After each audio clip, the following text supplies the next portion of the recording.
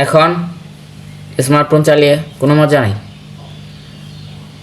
30 second পর পর add আসে, যে কোনো কাজ করতে গেলে 30 সেকেন্ড পর পর অ্যাড চলে আসে, যার কারণে আমরা সবাই বিরক্ত হই। আসসালামু আলাইকুম ভিউয়ার্স, আমি মোর্শেদ হাসান। আশা করি সবাই সুস্থ ও নিরাপদ আছেন। আমি আবার চলে আসলাম আপনাদের কাছে নতুন একটি ভিডিও নিয়ে। আজকে আমি খুবই চমৎকার একটি টপিক নিয়ে আপনাদের সাথে কথা বলতে চলে আসছি। আমরা প্রত্যেকে স্মার্টফোন ব্যবহার করি এবং এই স্মার্টফোন ব্যবহার করার সময় বেশ কয়েকদিন ধরে আমরা দেখতেছি এই স্মার্টফোন আমাদের বিরক্তির কারণ হয়ে দাঁড়াইছে। যে কোনো কাজ করতে গেলে ইউটিউব দেখেন, ফেসবুক স্ক্রল করেন, টিকটক দেখেন, যাই করেন, কিংবা কোনো কিছু না করলেও 30 সেকেন্ড পর পরই অ্যাড চলে আসে, যার কারণে আমরা প্রত্যেকেই বিরক্ত হই। তো আজকে আমি এই অ্যাড সম্পর্কে কিছু কথা বলতে আপনাদের কাছে চলে আসলাম। আজকের ভিডিওতে আমি আপনাদের দেখাবো কীভাবে আপনারা খুব সহজে যে কোনো অ্যাড বন্ধ করতে পারবেন হাতে স্মার্টফোনটি ব্যবহার করে। তো চলুন আর কথা না বাড়ে মূল ভিডিওটি শুরু করা যাক।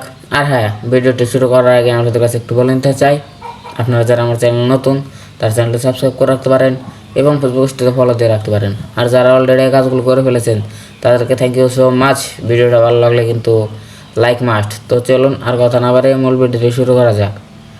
আমি আপনাদের দেখাই কীভাবে আপনারা খুব সহজেই হাতে স্মার্টফোনটি ব্যবহার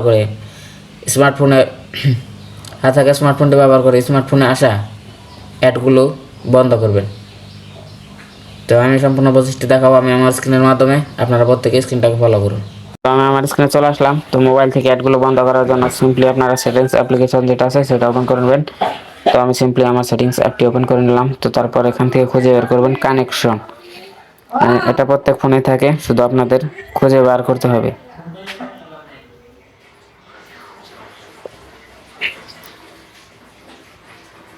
তো যদি আপনারা এটা খুঁজে না পান তো তারপরে এখানে সার্চ আইকন আছে সেটিংসে, সেখানে সার্চ করবেন কানেকশন, ঠিক আছে।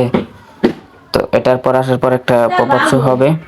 তো এখানে দেখবেন ডিএনএস, প্রাইভেট ডিএনএস লেখা আছে। সিম্পলি আপনারা প্রাইভেট ডিএনএস একটা ট্যাপ করবেন। তো এখানে আসার পর নিচে দেখেন প্রাইভেট ডিএনএস, এটাই ট্যাপ করবেন। আর এখানে একটা লেখা লিখে দিতে হবে, ডি লেখা দেওয়ার পর সেভ করে দেবেন। আর এই কাজগুলো করার জন্য নেট কানেকশন থাকতে হবে। নেট কানেকশন না থাকলে এটার সেভের অপশন আসবে না। তো সিম্পলি আমি লিখে দিলাম। তো তারপর এখান থেকে আপনারা চাইলে এটা স্ক্রিনশট দিয়ে রাখতে পারেন।